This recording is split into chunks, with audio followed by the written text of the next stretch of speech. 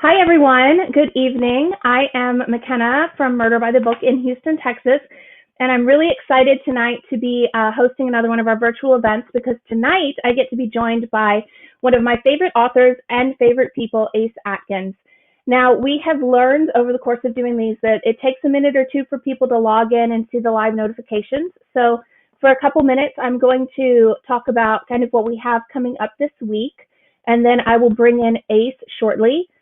I just want to mention that tomorrow night we will have John interviewing Nick Petrie, who writes the Peter Ash series, one that if you like Ace's Quinn Colson books, you should definitely check out.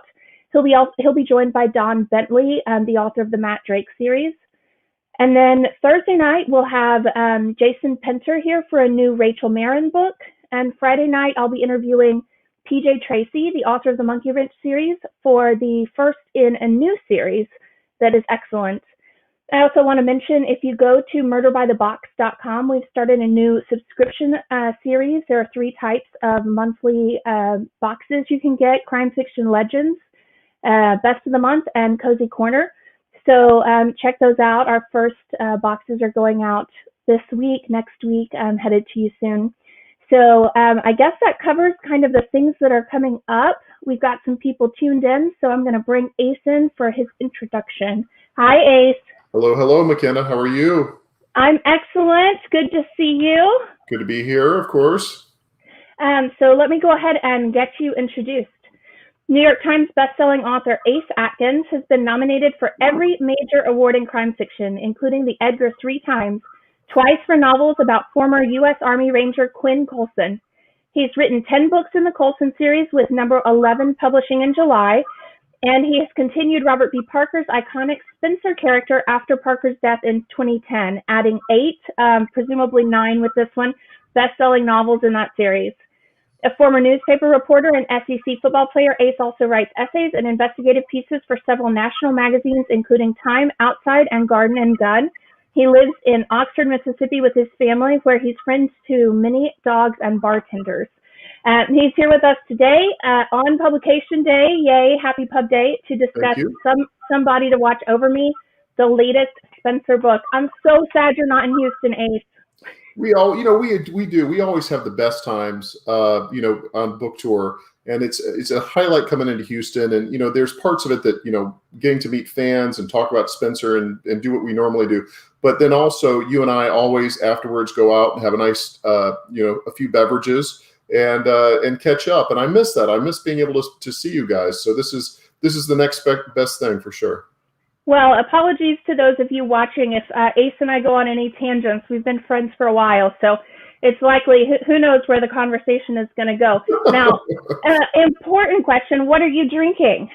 I am drinking ice water. I don't like alcohol. I don't like to imbibe in any fashion.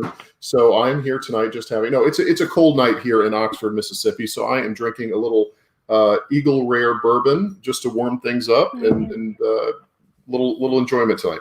Well, I have a rosé champagne to toast your pub day. So cheers. Cheers. This is the best place to start off the tour. So thank you. Thank you. I also have, because it's cold here as well, I have hot tea in my fill-in station diner mug. So whichever beverage is called for in the moment.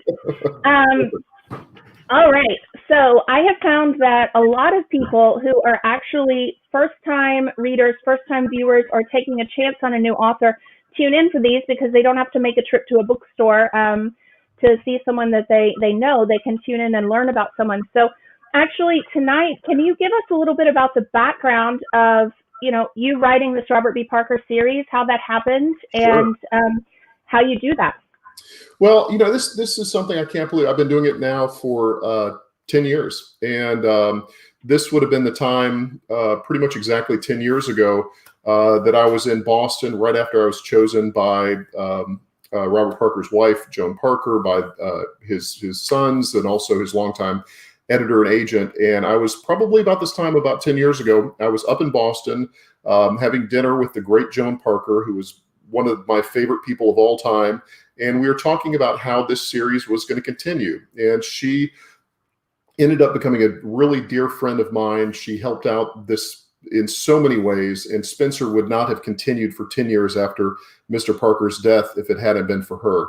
But really, asking how things started and how I was chosen, I was asked to submit 50 pages and if I would be interested in possibly continuing this series.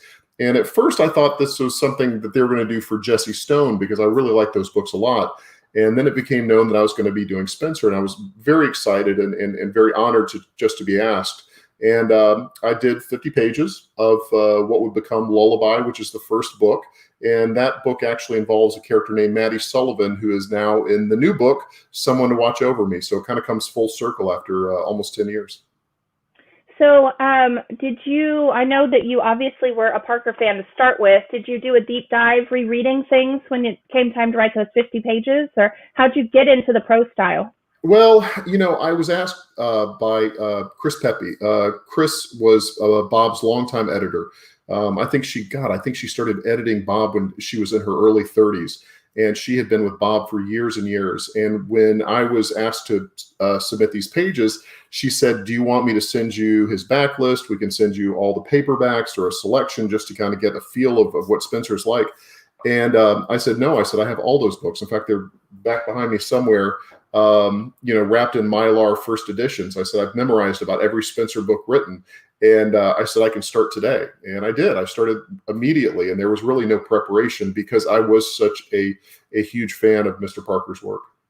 That's fantastic. So you didn't need some kind of Spenser Bible. You haven't made a chart. They're just all in here. Most of it. I wouldn't say all of it. Not all of it, but there's a great deal. I mean, I've been reading Spenser since I was 15 years old. And that's honestly, it's what led me to crime fiction. I actually kind of came into it in a reverse way, where later on I discovered Chandler and I discovered Hammett and I discovered those writers, early writers, through my love and appreciation of Robert Parker. So he really did. He and Gregory MacDonald were two crime writers that influenced me a great deal and led me to this profession. Yeah, I think that's probably why you continue to get such raves for your handling of this series, though, because the just intrinsic knowledge and respect you have for it comes through. But I will say that I thoroughly enjoyed the book, and I saw moments of Ace in there. But again, the writing style is so different than your Quinn Colson books. Do you have to be particularly intentional in that anytime you start writing one of these? I do, because I think that the appreciation and the love people have for the series and for reading Spenser is the feel of the books and the language. In fact, Bob Parker said one time, he said, "I'm not sure if people really come to my books for the mystery or for the crime or what's happening or for the thrills. They come to it for a love of language." And Bob was a poet. He was a wonderful poet. And I think getting into that rhythm of that feel of the story, I think that if it's done in the proper way, it could be Spenser going grocery shopping. It could be Spenser walking around a shopping mall. We just want to get in the feel of that. So that really is my biggest challenge with each book. That is not my natural writing style. That's not really the way that I write with my Quinn books. And I do think that's what fans want to see. They want to see that feeling of those books continue. Yeah, there's a scene in this one where I guess he just goes and gets a coffee from Starbucks, and he goes back to his desk and he sits down to drink the coffee, and it's like 6 sentences in a row that are all like 4 or 5 words. But it was so impactful because of the rhythm of that repeated phrasing about he did this, he did this, he did this, he did this. And I thought, to have such a mundane moment actually work so well is definitely a compliment to you and your skills. And the fact that, again, I would never have in a lineup picked that out as Ace Atkins writing that sentence or that paragraph, knowing like the Quinn Colson style. Well, and that's what I want. I don't want to I'm not trying to make myself known in the Spenser world. I'm just trying to create an authentic Spenser novel, if that makes any sense. I'm not trying to, influence that world in any way. I think I always joke, the only things I've really changed in the Spenser world is he drinks bourbon now and he used to drink scotch, and that's just a personal, preference. But other than that, I really just wanted the feeling of those books to remain. And I think those things, like you mentioned, like those mundane moments, those parts of Spenser sitting at his desk and ruminating over things and thinking about the case or whatever is going on, are just hopefully very true to Parker's style. Yeah, absolutely. So why don't you tell us a little bit? You already said that Maddie's back in this one. Why don't you tell us a little bit about what's going on in this particular Spenser book? Where does he find himself? Well, I was joking earlier when I said, we can take Spenser to the grocery store, or we can take him to the mall, or we can take him anywhere. And if it has the right feel, people will enjoy it. The one thing that I really do hope that I add is bringing a good story to the page. And we do love Spenser and we love the character, but if the story's not great, if the novel's not great, if the genesis of the story, nobody's going to get into it. And my criteria for any Spenser novel, if for any of the books I want to write, would this book stand alone if Spenser was not in it? If this was a John Smith mystery, would we give a crap? I don't want a book that's only going to be interesting to readers just because Spenser is mentioned in the story. So, like many other people, and especially people that follow crime podcasts or interested in crime, news about, criminals or what's going on in America, I was really obviously drawn to learning more about the Jeffrey Epstein case. And it's just insane. I mean, it's not only insane the way that it happened and the levels of abuse that this guy went under, but also the way that he escaped any kind of prosecution, and the way that so many dirty dealings were happening because he was so rich, because he was so connected. He just seemed like the perfect foe for Spenser. And I was just thinking, I thought, boy, wouldn't it be great if Spenser had gotten involved with Jeffrey Epstein years ago? Jeffrey Epstein would have been taken down, much sooner. And so that's really how it came about. And I spent a lot of time, learning everything that I could about Jeffrey Epstein and learning about that world, but at the same time trying to forget it and then make it a Spenser story. So even though it influenced the book and inspired the book, this character is not Jeffrey Epstein. This is not the Jeffrey Epstein case. It is a character very much like him. Well, it's funny you should say that. As I was reading, when we got to a point, you actually name a character Epstein, and I was like, ding, ding, ding, there it is. Well, I've had people mention that, but unfortunately for me, Bob left me with a thing, which is he has a character who's an FBI agent who is a serious character, and his name is Epstein. And I thought, oh my God, and unfortunately there was no way to write this book without having the FBI character in the novel, but his name is Epstein. And I had actually a copy editor mark that. And they said, you sure you want to do this? And I said, hey, I can't. This is true to Parker style, and it's an unfortunate name. It's not an unfortunate name in this story, but that's how it came about. Well, I have this actually written as a question, which you've already covered. The idea of a creepy rich guy luring underage girls is something we've heard quite a bit about recently. I feel like you just wanted to let Spenser and Hawk have a crack at him. So yeah. There we go. Yeah. It was. I mean, it was, and you hear those stories, and I think that's what that's what draws us to crime fiction. And that's why we love crime fiction, is because there is a sense of justice. And I think that years ago in the 50s and the 40s, people were drawn to Westerns because we felt the same way. And I think that right now, is a time that we see things like Jeffrey Epstein, or things that are happening politically, that you don't see justice happening. You don't see people actually finding some kind of resolution. But in this world, within the confines of the book, we can have things happen, and we can have things that get tidied up. And, it doesn't always happen that way, but certainly I wish that it would. Yeah, absolutely. I forgot to mention at the beginning that if you have any questions for Ace, we will get to them later on. If you're watching on YouTube, you can pop them in the live chat. And even if you're watching on Facebook, just put them in the comments. The program that I'm using to do this actually will bring them all in here for me to see, and we'll get to them in a little bit. So I thought something fun in this book was that we have another Pearl. We have Pearl incarnation, however many. But Susan's struggling with that. You want to talk about that? Well, one of the things that I wanted to do in these books too is something that Bob had done, which is draw in details of his own life and things that were very personal to him, and reflecting that in Spenser. And I didn't want to stop that. I used to mine and question Joan Parker about, things that had happened to them in their own world. And one of the things that Bob was known for was always having this German short-haired pointer named Pearl. And he had 3 pearls. I think there was either 3 or 4 pearls. And what would happen anytime that a pearl would get old and pass away, he had this system of finding a new pearl that he believed or didn't believe, or Bob was a very flippant, very funny guy, that he would bring find this new Pearl, and it was the reincarnation of Pearl. And so I tried to kind of reflect that story of finding a new Pearl in this book. And, Pearl was, I think, a little bit older when I started writing these books, and it made sense. And of course, that brings up the whole question of, what year does this take place? How old is Spenser? How old is Pearl? And that kind of thing. But for me, I love that story that Bob used to do this. And I love the fact that he loved that dog so much that he wanted to find as close of a dog to the original that he could. And so that's how that story came into it. I thought it was funny, though, that Susan keeps going like, I'm not sure about this. Like, that's very, Joan Parker, and Joan was she was Susan Silverman. Yeah. And I really can't. I could spend the rest of the evening talking about how great Joan Parker was. I didn't know Bob. I communicated with him when I was a young writer, and we used to exchange letters back before the days of email. And he was very gracious to young writers, but Joan was just wonderful. And she was every bit as funny and really better, to be honest with you, much better and much more interesting than Susan Silverman. So that was really kind of Joan's reaction when Bob would bring home these new puppies, which is, I was fine with the other Pearl, but I'm not so sure about this new Pearl. Yeah, it's great. It's a nice thread throughout the read, and certainly humanizing too. Like, it's great.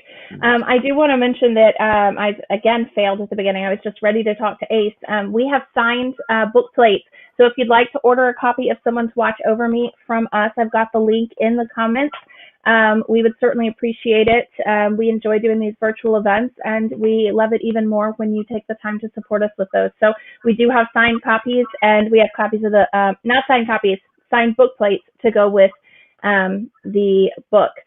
So normally you go to Boston for a research trip, good eating trip, all of the above. That didn't happen this year, right? Did not happen. I'm in many ways like Bob Parker. I have these certain kind of routines and rituals that I like to follow.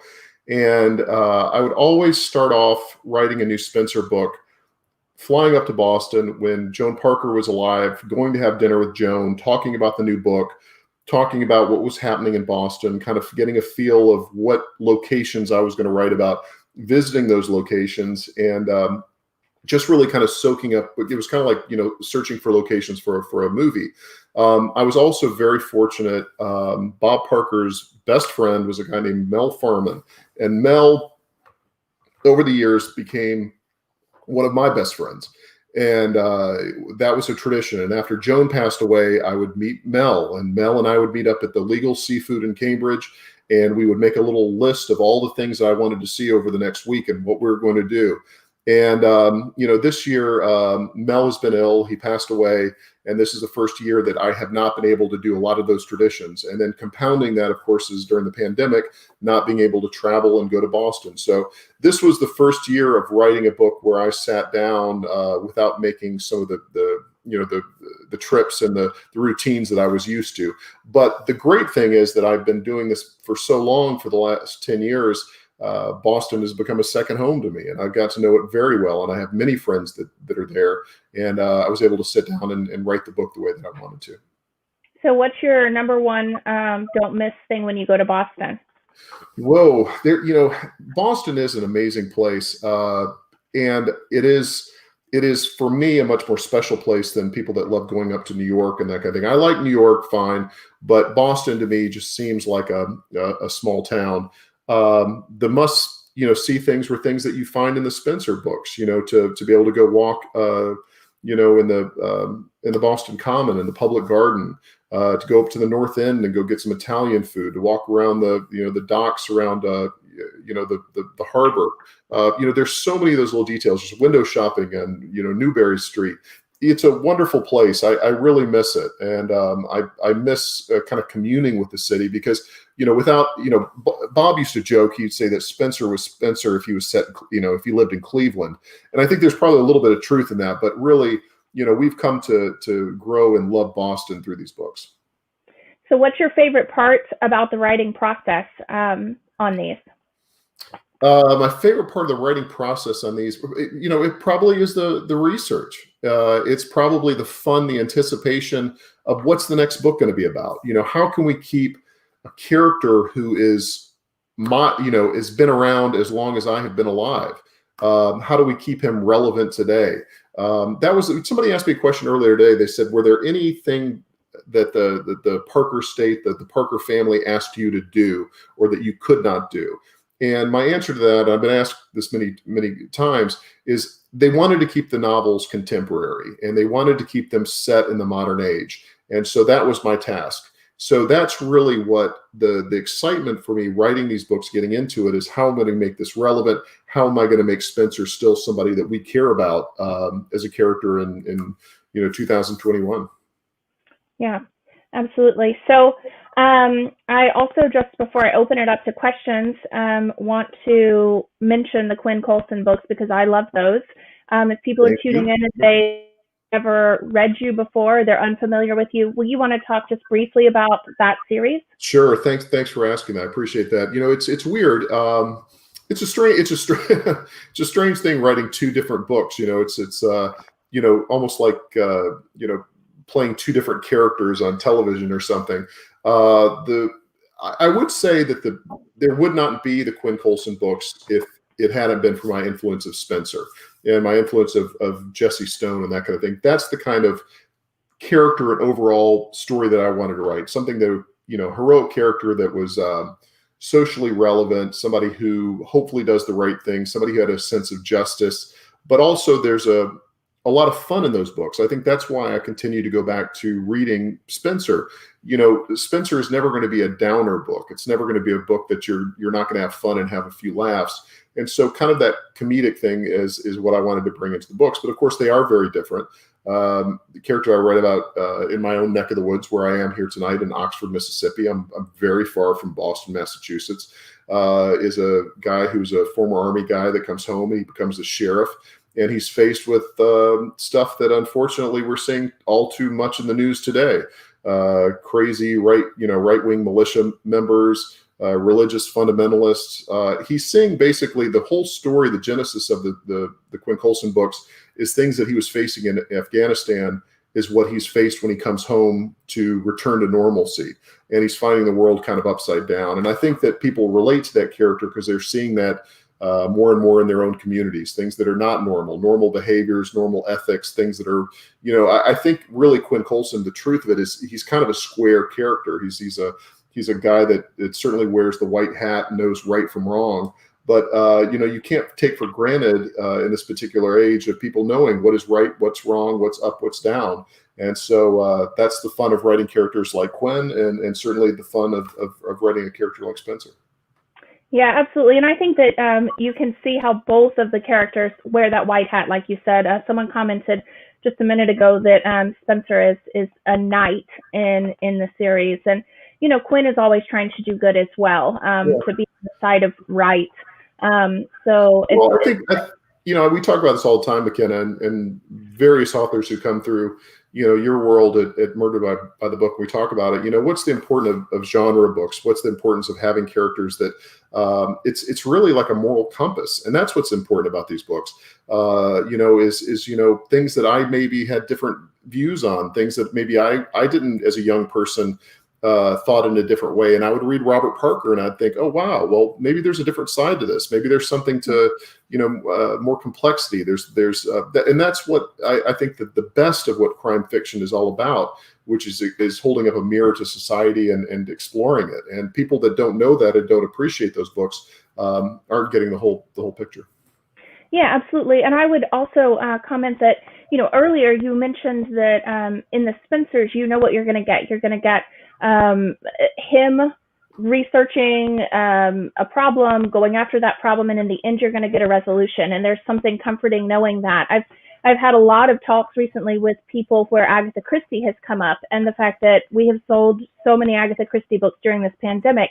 And I think she's the same side of the coin. Like, what you're going to get there. You're going to get a regular, what am I trying to say? A society where everything's fine, then something goes wrong. society is not fine, and at the end it's resolved with a bow around it. And there's something so reassuring about that kind of book, especially right now in the middle of a pandemic, that, I have to say I really, really enjoyed this one because, there's resolution to resolution. that happening. Yeah. Yeah. But I think that return to order, Dashiell Hammett did that wonderfully. And I think he's probably one of the most relevant writers today to be reading, because there was order restored, but there also was the understanding that we live in a natural world of chaos, and that there is corruption. There are men that do things strictly for power and for greed, and we're never going to be able to contain that. But just for one great little moment, possibly we're going to find some order, we're going to find some justice. And I think that's right now with the pandemic, political upheaval, things that are happening. We want that. And again, that's what, the books behind me with John D. MacDonald and Hammett and Chandler, Robert Parker, those books, Dave Robichaux with James Lee Burke. That's what we want is we read those books is it's comforting to know that there are honest, whether it's a male protagonist or female protagonist, that there are honest, uncorruptible people in our world. Yeah, absolutely. So I want to talk a little bit about your writing process, and then I will get to the questions. Sure. So for aspiring writers, because we get this often, what is your single piece of advice, most important piece of advice to them? It is very easy, very, very easy. As people ask me that, and it's strange. I have had people, and as being somebody, 25 years ago that would have just done anything to publish a book, and certainly publish a book, that's in the world of Parker or Elmore Leonard or anything like that. I would have done anything for it. The one thing that I see sometimes with young authors or people who want to be writers is you have to love it. And as you can see, this is not even a fifth of my book collection behind me, going back to classic novels of old paperbacks of John D. MacDonald, going back to first editions of Robert Parker, Elmore Leonard.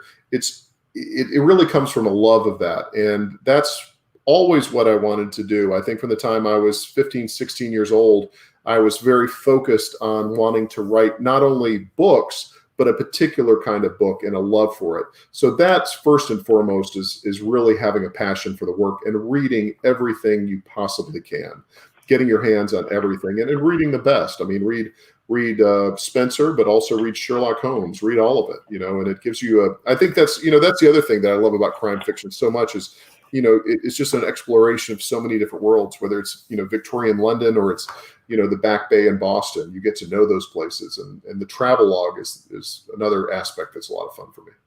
Well, the travelogue is great when we all are stuck at home, or at least should be right now. No doubt. So speaking of stuck at home, I know you have quite the full house there with children and pets. What's your average writing day look like? Because you're still cranking out 2 books a year, amazingly enough. It's not easy, and it is right where I am now is at my main office that I don't get to use as much as I would like. I share it with other people here that are attorneys and that kind of thing, and there's different varieties of how seriously people take this pandemic, and I take the pandemic very seriously. I wear a mask. I'm very careful with this stuff. I've lost some very close family members because of this pandemic.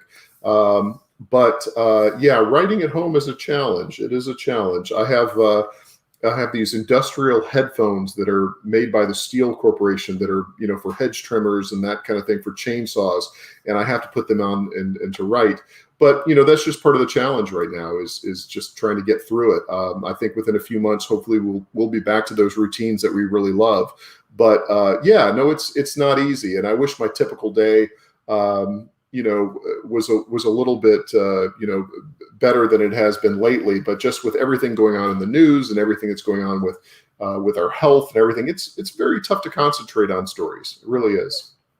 Yeah, it's tough to concentrate on a lot. I think we're all probably just doing the best we can. So I think it's remarkable that you are doing as well as you are.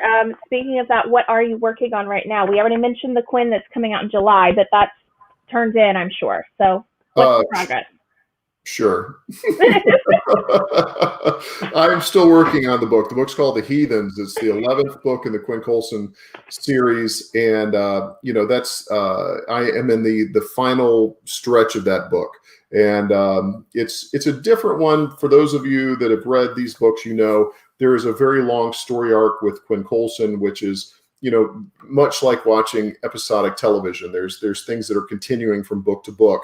And the last book, The Revelators, was about really everything coming from, coming to a head and about that world really kind of imploding.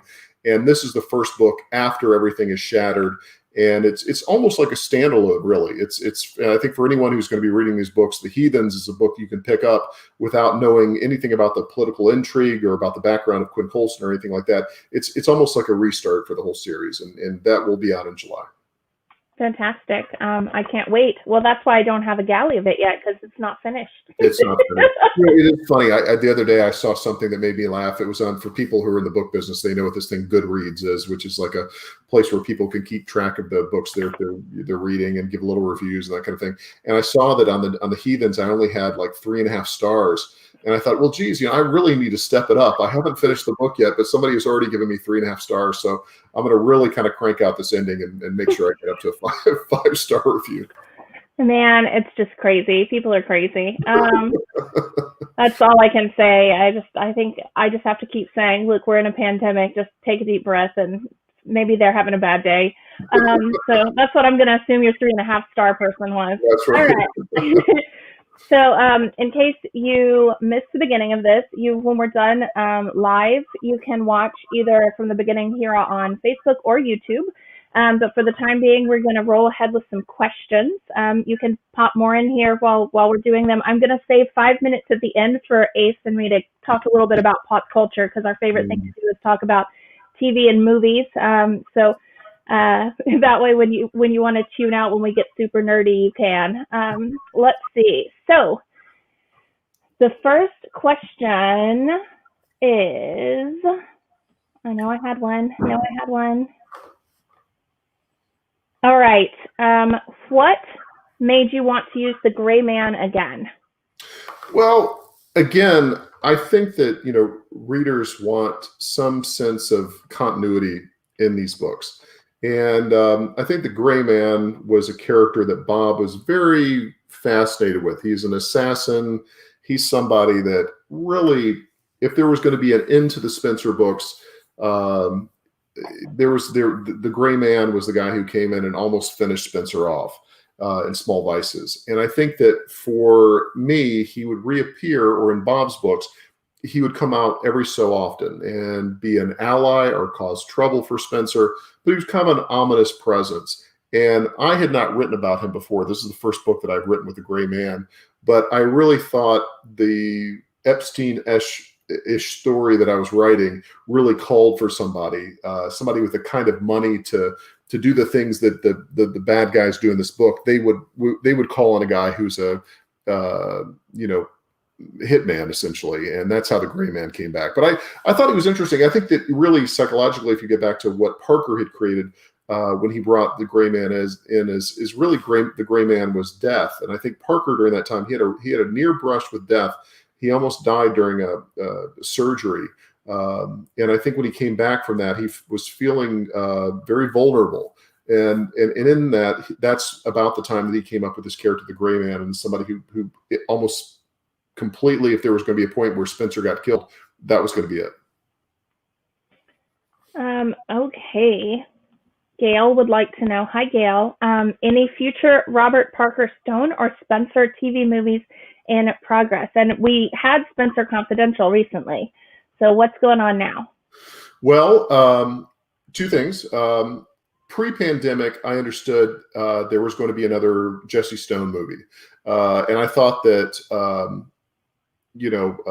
Tom Selleck is just fantastic. I mean, he is, and Parker loved him as Jesse Stone. And those movies are so much fun. And some of them are based on books and some of them aren't, but I think that they get the Parker world just dead on. I think they're terrific.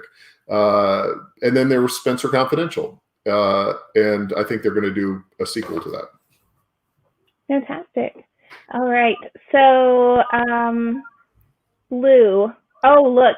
They have Grogu as their No, I love it. We're gonna be talking about Grogu later. I'm sure. All right. When you write a book like this, how detailed are you in the outline and plotting it out, and how much of it do you just discover along the way? Well, that's a very good question, and I appreciate that. And that's something that actually is very key to the Parker world, because Parker, early in his career, I think he was much more detailed in plotting out these books and outlining the books and knowing where they were headed. But when he started writing for the Chandler estate, he changed up a little bit, because Raymond Chandler was notorious for not outlining, planning ahead. He liked the idea that every day was a fresh adventure on the page, that each day was the blank page, and he would see where things were going to go, that he would leave things as a cliffhanger for himself. And then Parker started doing that himself, because he idolized Chandler and he wanted to kind of continue that on. So I do a little mixture of both. I have kind of a very rough idea of where I'm headed and kind of just story ideas of what I want to do. But there are points when I change things, and I don't want to spoil anything for this book, but there was a point where there was a major change that was not intended. And it sometimes sounds corny when you hear these writers talk about things just happening on the page, but it really was one of those moments. I truly did not anticipate it. And when it happened, this is at the very end of the book, it gave me great pleasure. It was such a fun twist that I kept it. So I do a little bit of both. I do planning, but I'm definitely open to improvising. Yeah, one of my favorite questions to ask people is if your characters ever take the wheel. And sometimes the author goes, yes, of course. And then the other authors go, no, obviously I'm writing them. So it's really funny how disparate the responses are on that. But I feel like more times than not, people say there's a moment when the character takes the wheel, or maybe something's not working in the book and you realize that it's because it's not true to what that character would do. And then, you have to backtrack and get to that point where it fits your character. So, I think there's two different kind of writers. I think there are writers that are very plot driven, very story driven, and the characters kind of facilitate that story. And then there's people who kind of start with the characters, and the characters kind of dictate what's going to happen. And I'm really in the latter category. That's something that I loved about, I mentioned Elmore Leonard earlier, and it's really how those characters, where they're going to end up. And that's the fun for me, is coming up with those characters. The stories and what's happening, the plot and what's that's okay. That's interesting. But the twists and turns of, this and that, it's really who these people are and are they fun to write about? And that's where it goes for me, for both Spenser and both for Quinn. Yeah, absolutely. Okay, so next question. This one's kind of long. Let's see. I've noticed you're subtly signaling Spenser's advancing age in the recent books. Will this be a recurring theme going forward, or is he ageless? Well, I made this very simple. Well, there's many kind of questions in this. Again, the Parker estate asked me to write things that are contemporary. And so my original intention in writing Spenser was to have him of the period and to write him the time that really he was in his prime. And I've written books that are historical novels. I'm very comfortable with writing that kind of world. I'm very comfortable with writing about the 20s or the 30s or the 70s in Boston or whatever. But again, it was my task to really keep him contemporary. So Parker himself answered this question much before I came on the scene. I think probably around the late 90s, he started making Spenser ageless. And he did not mention certain details, like Spenser had been a veteran of the Korean War, and he didn't mention timelines of things that happened in the early 1970s. And so this was put in place long before I came on the scene. Then my idea when I started writing these books was I knew that Spenser was probably 10 years older than me. So I was 39, 40 when I started writing these books. And I find myself in the odd position now as I'm catching up with Spenser, and things that I used to think were funny, like, the knee that's hurting when he's jogging, or, having some kind of pain, getting older or whatever. That's not really funny to me anymore. I don't really find it amusing.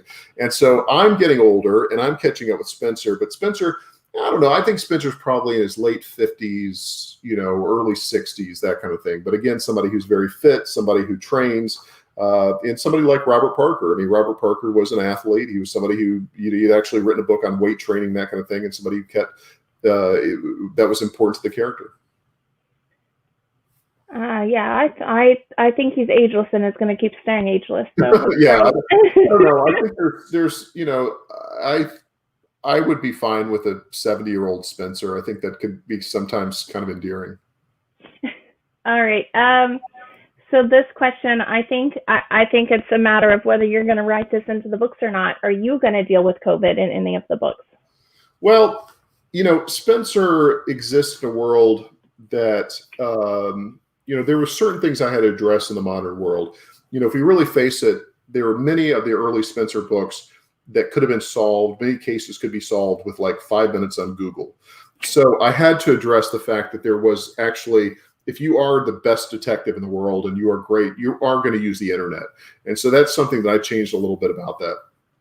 As far as like, is COVID going to, I don't necessarily think there's going to be a Spenser story set around COVID. It'd be awfully hard to interview people with masks, and I just don't think it's going to work. However, I'm so drawn to writing about the real world and writing about current events with Quinn that I think I have to. Quinn books happen in real time. They happen in the real world, and Quinn does get older. I mean, we started these books when, Quinn was in his late 20s. Now he's almost 40. And so this is the real world, and the real world progressing. And so short answer is, I think the Quinn books, they will definitely, I don't know if it'll happen during the pandemic, but it'll certainly mention that. We might have to skip a year, but I cannot not address it. But in Spenser, that's a different thing. I feel like for Quinn,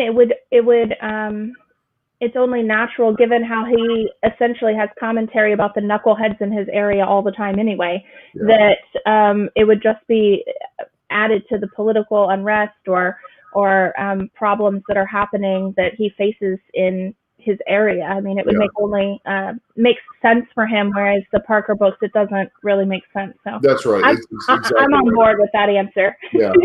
I think they're just two very different kind of books. And, again, I mean, my job in writing Spenser is to continue Spenser. The Spenser books are all about Spenser, and I don't put my personal, stamp on that. I think for Quinn, that's something that hopefully we're keeping very much in the current timeline. So as you can see, Gail has a question. Do the Parker's children provide input for the books? Early on,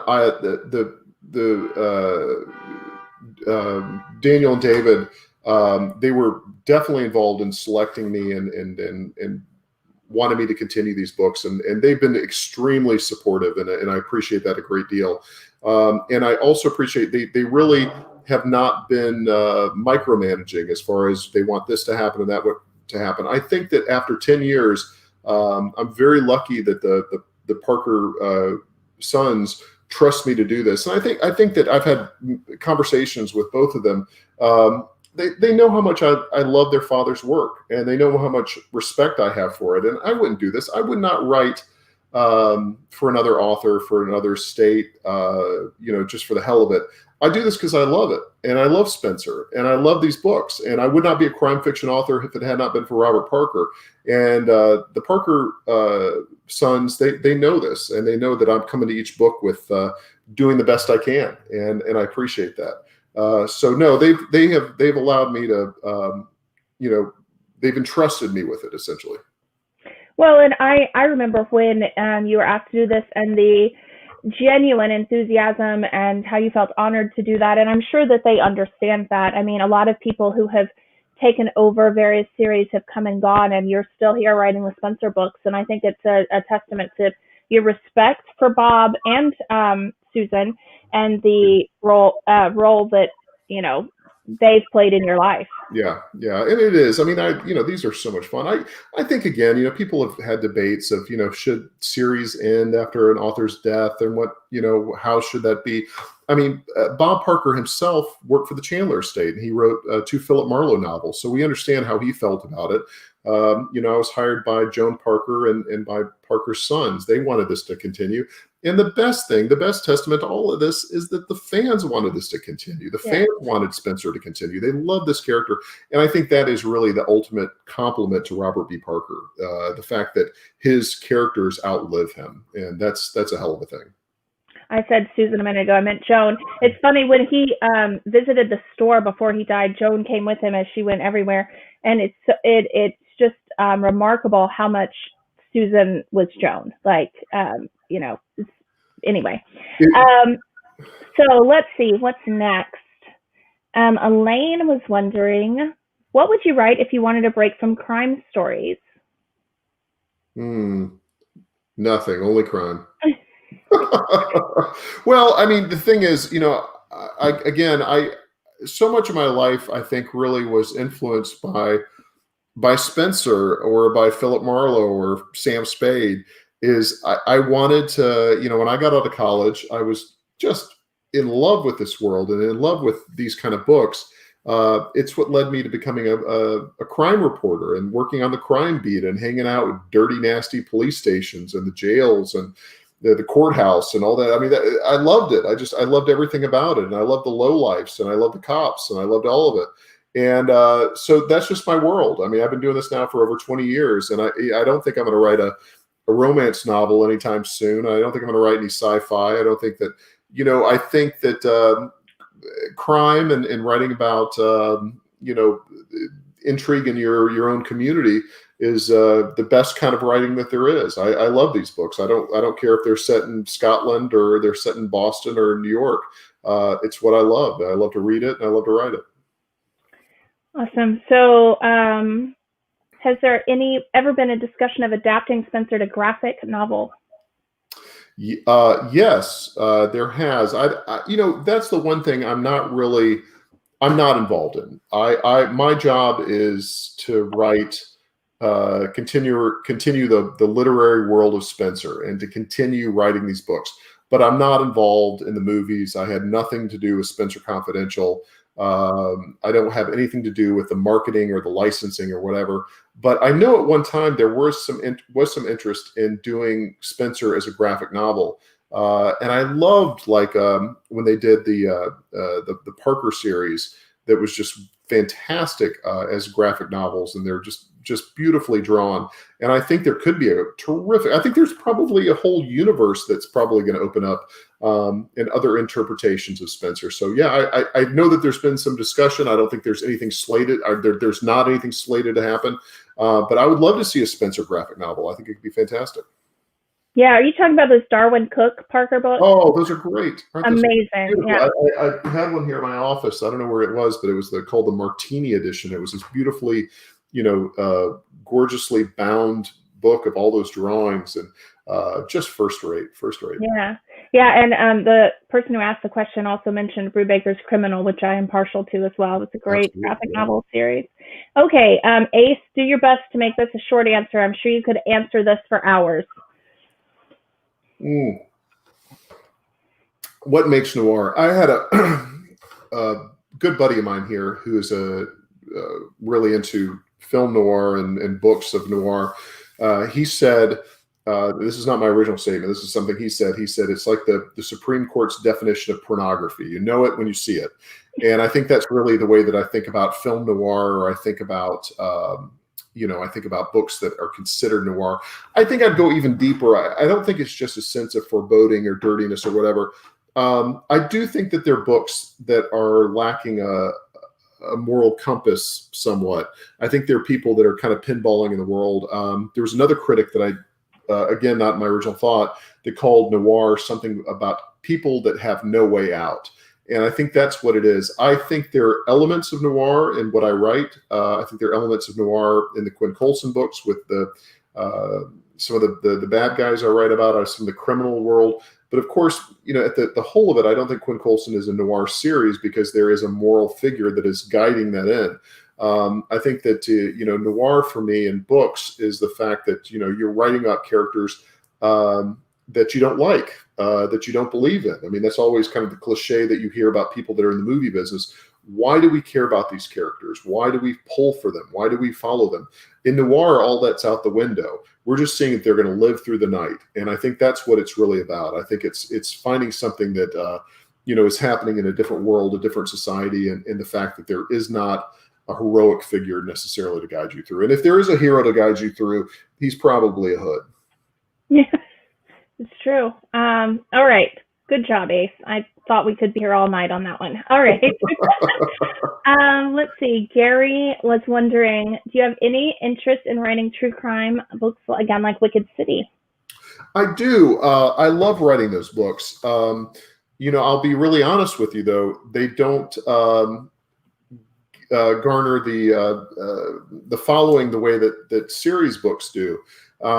I think that books, continuing with Spenser or writing Quinn Colson, people get more involved in those books, and I hate that. I wish there was more of a following, or there could be more of a following for the true crime books. I wrote 4 books like that. I wrote books like Wicked City, set in 1950s Alabama. I did a book set in 1930s Depression era America that was about Machine Gun Kelly, and Roscoe Arbuckle with the first Hollywood scandal that happened in 1920s.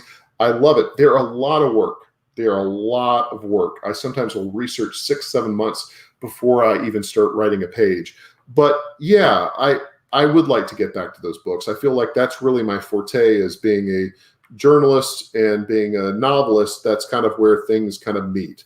And I feel like that's something new that I can bring to people. I'm not writing historical fiction where it's just set in an era.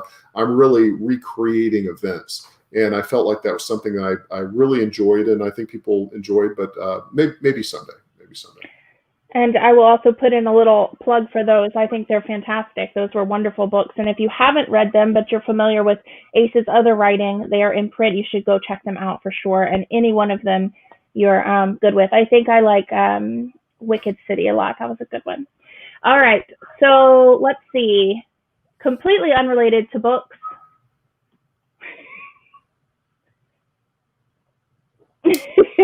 So I see the names on here, and I know some of these people. Randy, I know Randy, and that is not a fair question, Randy. I love you, man, but that was not fair. I don't know what you're talking about. I don't know what you're talking about. The Auburn people just no. I'm kidding. The fact that I was talking to someone about this the other day. Is people, I went to Auburn University and I played football at Auburn and all that stuff. And people make a big deal about how there's this huge rivalry, which there is a big rivalry between Auburn and Alabama. But in the truth, the people who are the football players, they really have a lot of respect for people on the other side. And so the truth of it is, despite all the ESPN documentaries and all the sports writer garbage and all that, the truth of it is, the athletes have nothing but respect for those people. And I remember finishing at an Auburn-Alabama game, and most of the players knew the other players on the other side of the field because we went to high school with them, and they were hugging each other and that kind of stuff. So that was, what can you say? Great football team. All right, moving on back to the books. Scott was wondering if you have technical advisors with investigation, or he has a second question that's almost identical. Basically, is there someone at Boston PD who checks your observations? No, I don't. I do have some friends. Probably I do that more with Quinn, actually, than I do with Spenser. I don't do that with Spenser as much. I mean, I feel fairly comfortable as, somebody who used to be an investigative reporter and somebody who knows, how to, look into details. And really there's a very fine line between a PI and a journalist as far as the way things work out. So I don't do that. Now with Quinn Colson, I do. A very good friend of mine, a guy named Greg Pollan, who is a sheriff here in Mississippi. I'll ask him questions about how quickly evidence can be processed, how he needs to get a warrant, how quickly things really can go. And it is very different, of course, than you see things on TV. But I probably do, or I definitely do that much more with Quinn than I do with Spenser. All right, and our last question from the crowd is, any word on a Lily Virgil novel? I would love to write a book with just Lily. I find her a very interesting character, and it's what goes back to kind of what we were talking about. Like, are there things that kind of pop on the page? And Lily was a character that when I wrote the Ranger, the first of the Quinn Colson novels, was a replacement character. I had another character that I was writing, and it just wasn't working out. And I started writing this character for Lily Virgil, and just as soon as she was on the page, she just took up a lot of energy, and I love writing for her. The book that I'm writing right now is a very heavy Lily book. So fingers crossed. Those decisions are not necessarily up to me, but personally, I would advocate for that. I would love to see a Lily Virgil novel. Hopefully someday soon. I would also love that. All right, so pop culture. Number one. What books? We're going to start with books. What books have you read and loved recently? Any author friends of yours that you loved their new things and you want to talk about? I just finished a book by a guy named Nicholas Butler called Godspeed. I just finished this book this morning or last night, and it was just terrific. Just a crazy, beautifully written book. I am reading Melissa Ginsberg's new novel right now, which is fantastic. I just started that today. And what a talented family. She also writes, her husband, Chris Offutt, has a book that's coming out at the same time. They live here in Oxford, Mississippi. And again, two terrific new books coming out. I'm trying to think of anything else I've been reading lately. I've started to kind of take a dive back into books that are overdue reading. I'm going back and I'm reading Sherlock Holmes right now. And so books that I have had on my shelf for a while, but I feel like they need closer attention. So I've been reading that. So many great books. It's just like, my bedside pile is just ridiculous. And in a completely unplanned moment, I too have just started the Melissa Ginsberg and reached out to her today, as I was saying ahead of time. So hopefully we'll be perhaps seeing the two of you in conversation coming up when that book comes out in March. We'll try to get that worked out, but it is excellent. Okay, we do have another question I'm going to pop in here. So Gary was wondering, will Memphis barbecue or Graceland show up in Quinn's life? You can bet it. You can bet that's going to happen. I live right down the road from Memphis, and Elvis is always a big part of that world. And I have another book that's kind of a spin-off book of Quinn Colson that I'd love to write about. That's about Elvis in the 70s, and so that's going to come back at some time, which is kind of a culmination of writing the historicals, but also writing Quinn Colson, and a book that I've been wanting to write for a very long time, and that would be very Elvis barbecue heavy for sure. Awesome. Okay. So as Ace mentioned, normally when he visits Houston, we go out for dinner and drinks afterwards, but then he and I go see a movie, and I swear sometimes they're good and sometimes they're horrific, but it always makes for a good story. So what movies have you seen recently? Did you watch the new Wonder Woman? I did watch the new Wonder Woman, and I enjoyed it. It's gotten some kind of some negative reviews, but I thought it was terrific, and I don't want to spoil it for anybody. Have you seen it? I have seen it. I think I'm on the other side of the aisle on this one, Ace. Oh, are you? Well, the character, the Chris Pine character, I don't want to spoil it for anybody, but the doppelganger or the one that plays him in real life is a friend of mine. The actor is a guy named Chris Palaha. And so I may be a little bit prejudiced on this because I thought Chris was just fantastic in this movie, and he was great. But yeah, I don't know. I saw Wonder Woman. I've seen pretty much everything. I really do miss going to the movies, and we do.